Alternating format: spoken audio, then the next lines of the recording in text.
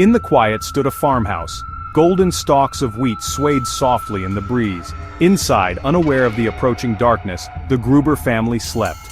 Their life on the farm was simple and serene, but something changed. At first, it was just a lost key, then footsteps in the attic.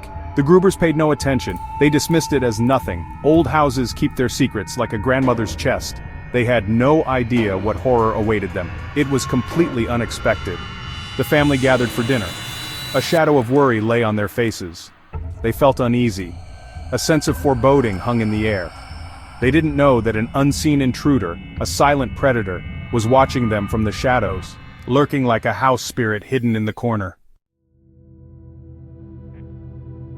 With each night the sounds became clearer, scratches on the walls, whispers carried by the wind. Sleep became a distant memory for the terrified family.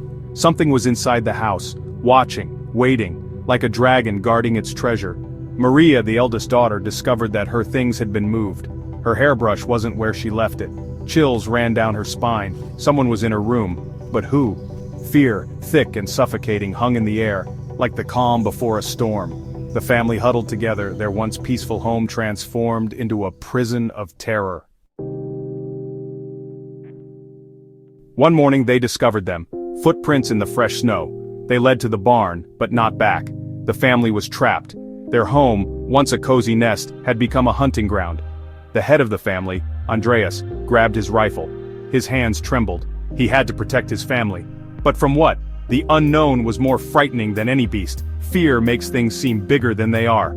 The footprints were a chilling message from the unseen intruder. They were being watched, stalked by an entity they couldn't understand, couldn't defeat, like a shadow that wouldn't go away. Days turned into weeks. The family lived in constant fear. Then one night the unthinkable happened. They came face to face with the intruder. He was hiding in the attic, a thin figure, clothes ragged and dirty. He looked like a devil. His eyes glowed with an unnatural light. He had been living in their house, watching their every move. The family was paralyzed with terror, like a mouse before a snake.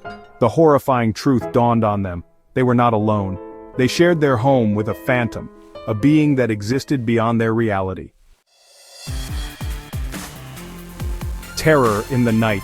Screams tore through the night's silence. The intruder attacked. He wielded an axe with savage force. Trapped in their own home, the family fought back with the desperation of the doomed. But it was useless. One by one they fell. Their screams were silenced forever. The old farmhouse, once filled with warmth and laughter, now echoed with their deaths. The intruder moved through the house like a ghost, leaving behind a bloody trail of horror. The peaceful night was shattered, consumed by an act of unspeakable evil. News of the Gruber family massacre spread like wildfire. People whispered of a curse, a spirit of revenge. The details of the case were chillingly similar to a crime committed years earlier, the Hinterkaifeck murders. In 1922, another family was brutally murdered on their farm. The killer, like the intruder in this case, had lived undetected in the house for several days.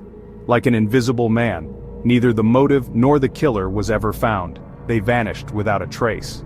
The similarities were too obvious to ignore. Could the same evil have visited the Gruber family, claiming their lives just as it had claimed the lives of those at Hinterkaifeck? The authorities investigated the murders. They searched the farmhouse and the surrounding woods, but they found no trace of the intruder, no fingerprints, no witnesses, no motive.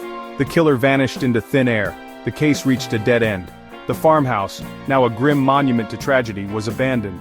Some say the intruder never left, that his spirit remained, trapped in the house with the echoes of his victims. Questions remained. Who was this intruder? Why did he choose these families? And was there a connection to the Hinterkaifeck murders? The answers remained elusive, lost in the mists of time. Years passed. The story of the Gruber family became a local legend, a scary story whispered around campfires, a reminder that even in the quietest places, evil lurks. Some dismissed it as just old wives' tales, others believed. They said the intruder was a vengeful spirit, a demon drawn to the land, and that he would kill again. The legend of the intruder became a chilling reminder of the darkness that can lie beneath the surface of the ordinary. It served as a warning, a testament to the fact that some mysteries are destined to remain unsolved. The farmhouse stands empty to this day, a silent witness to the horrors that occurred within its walls.